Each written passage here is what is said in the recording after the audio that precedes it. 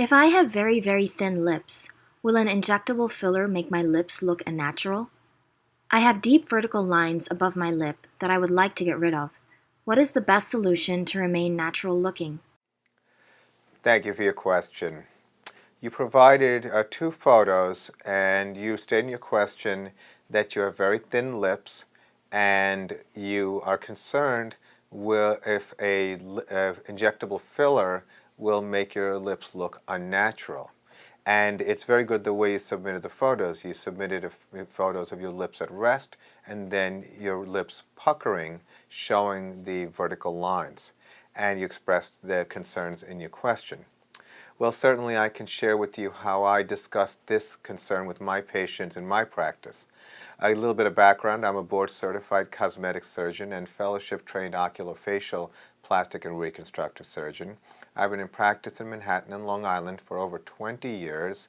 Lip enhancement and the enhancement of the area we refer to as the perioral area, or the lower third of the face, is a significant part of my daily practice. Facial aging is an area that has been a significant focus for me in the over 20 years I've been in practice, and the evolution of solutions and the integration of these solutions is something that I have a lot of experience with. And certainly the concern about looking unnatural is probably the first thing that people always express when they talk to me about doing something for their lips. Unfortunately, there were a lot of people walking around with what is often referred to as trout pout or duck lips and other not so kind descriptions of people who appear to have been quite overdone. And so people who never have done anything, they're very much afraid of having an outcome such as that from what they've seen, whether it's on television, movies, or in magazines.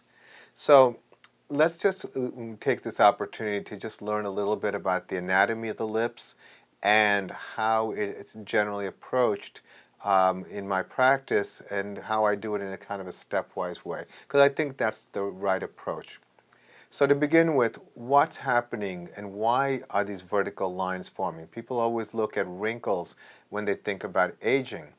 But when we think about aging more holistically or globally, you have to understand that there's a lot of bone loss. There's loss of fat and the soft tissue around the lips and in the lips. And there's loss of collagen in the skin. So when you show your lips at rest, you notice there are some vertical lines that are there at rest. Those lines are referred to as static lines. And then when you pucker, you're actually using a muscle called the orbicularis oris muscle. And this is a muscle that contracts and causes these vertical lines to get deeper. And those are called dynamic lines. Now, when you look at somebody's lips and people always look at the lines and you notice the volume has diminished, well, there are a few ways to actually address this, and I think if we look at the anatomy in this area, you can come across a lot of different solutions that do involve fillers as well as other injectables that are relevant. So generally speaking, when someone like yourself is wearing lipstick, very often they're literally drawing more lip than they actually have. So I usually tell my patients that let's differentiate the pink part of the lip from the skin where the lines are. And then from the pink part of the lip, understand that there's a transition point, and that transition point is called the vermilion border. So when it comes to just fillers alone, and we're restoring volume, we actually have a good number of options in terms of choices. Basically, as far as fillers are concerned, I really am very happy about the number of options we have these days. We have everything from thinner fillers, such as a Juvederm Volbella or Restylane Silk, which are very good for the finer lines in the skin, to slightly thicker, such as Restylane Juvederm, that can be used for the pink part of the lips, and as well as the vermilion border, the border and the line. Now, this comes back to not so much the product, and I always caution people to remember, differentiate product from the practitioner.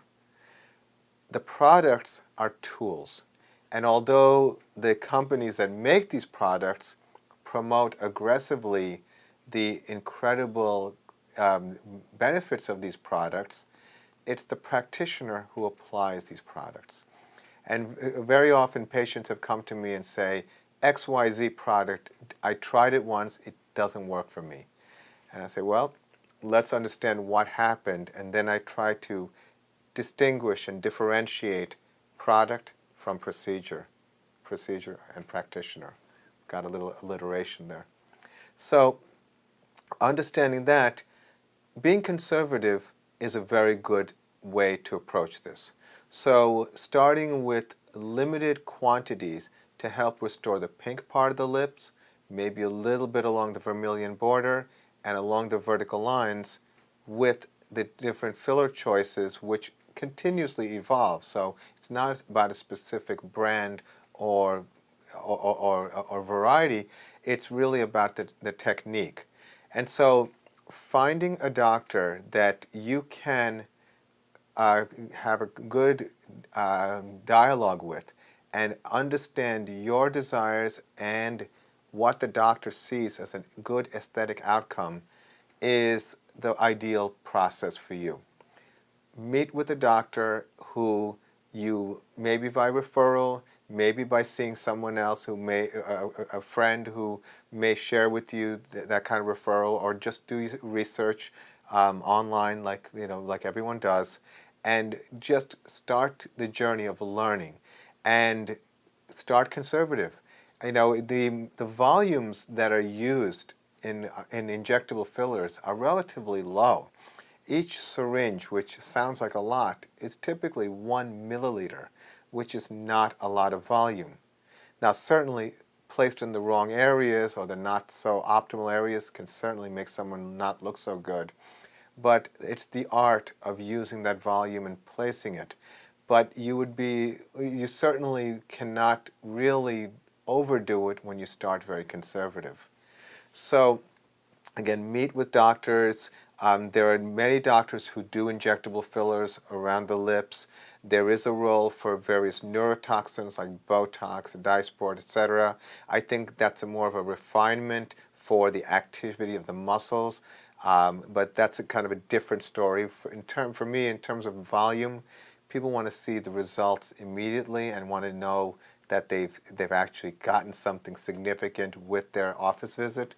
And that's where the fillers can be done so nicely and artfully and look natural and fit your face. I think that's also a take-home message. As long as the appearance fits your face and is within your natural anatomy and history, I look at it more as correction versus augmentation. When we're talking about making something larger than it is naturally, like let's say breast augmentation, we're augmenting, we're increasing. But when it comes to facial aging, I look at it more as correction, where we're filling and restoring rather than augmenting.